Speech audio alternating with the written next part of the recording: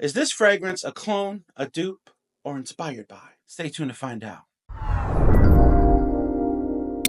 Alright, so I have been in the fragrance community for a very long time. I'm in a ton of fragrance Facebook groups online, and I watch a ton of content here on YouTube, as well as TikTok, Instagram, Facebook, etc., etc. And there is a common misconception when it comes to the terms clone, dupe, or inspired by. So in this video, we're going to talk about the differences between these three terms and how they can relate to particular styles of fragrance. So before we start this video, I want to give a big shout out to the sponsor of this video and this channel. They've been sponsoring us for a few months now, and I cannot be thankful enough to them. So by you giving them support, it helps us in return and allows me to continue to make great content for you guys. Definitely check out goodhueboat.com/AFSOM today to learn more about the Good Hue Boat Club and all that it has to offer. All right, so our first example is this little bad boy right here, which is a super hyped fragrance on the internet, and this is Liquid Brun. Now, this fragrance commonly is considered a clone of Altair by Parfums de Marly. Here's the deal, okay?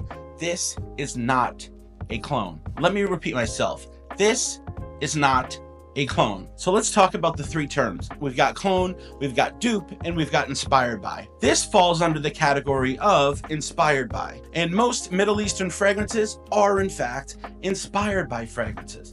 Why is that? Most of the time with most of these Middle Eastern fragrances, these fragrances are taking a DNA that already has been created by a popular brand such as Parfums de Marly or Tom Ford or Dior or something along those lines, something that they know sells, that is mass appealing, and that a lot of people buy.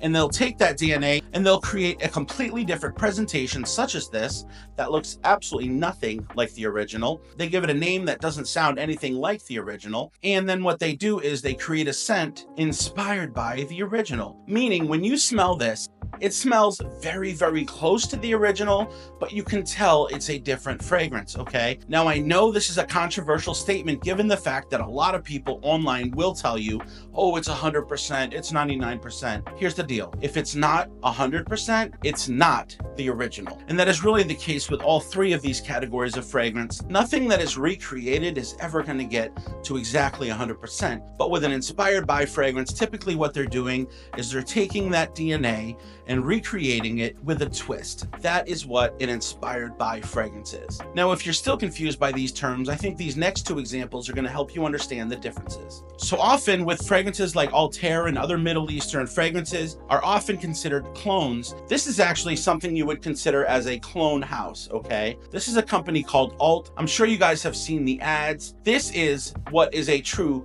clone, okay? This is a brand that takes that DNA of a famous fragrance, they clone it and market it as an exact replica of the original for much cheaper, okay? I don't know if you've seen their ads, but literally they will show a bottle of Creed Aventus cologne, and then they will show a bottle of this, and they say, this is the same fragrance in the bottle, just 80% cheaper. And truthfully, Alt is a great company and they do a very good job at cloning these fragrances, but in fact, once again, none of these get to exactly 100%, but this is an example of a clone. Now let's talk about the term dupe. What is a dupe fragrance? Now, here is a bottle of Tom Ford's Effing Fabulous, which I'm sure a lot of you have seen many, many times. This is a very expensive $400 to $500 fragrance typically online. This is an expensive one. And this company, Millstone, created a dupe of that fragrance. Do you see why this is a dupe?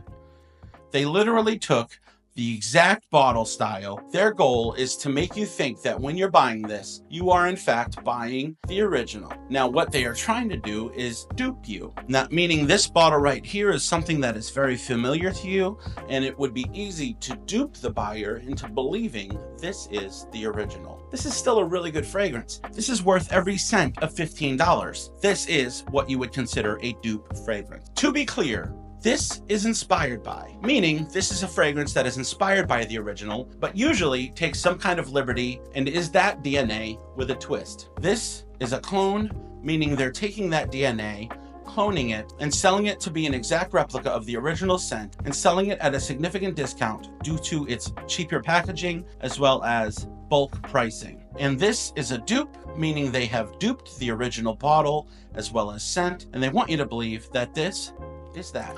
Anyway, I hope this video helped you guys understand the differences in these terms. I know these terms are often misused and used to describe a whole array of different styles of fragrance, but it's super important to understand the differences of what these are because it helps you understand the expectation that you're going to get into when smelling and experiencing these fragrances. Anyway, thank you guys so much for watching this video. Definitely check out fragrancestatofmind.com so you guys can score some decants, maybe some that were in this video. If you're interested in a fragrance, don't go ahead and drop $100, $200 on a bottle, blind buying something that you may end up regret purchasing. Make sure you go to fragrancestatofmind.com where you can get decants for 90 to 95% less than the cost of a full bottle. It's less of an investment, something that you can sample this fragrance and then make an informed decision. Anyway, I hope you guys have a wonderful day. I love you all, and as always, have a fragrant state of mind. Yeah. Smell good. Yeah. Yeah.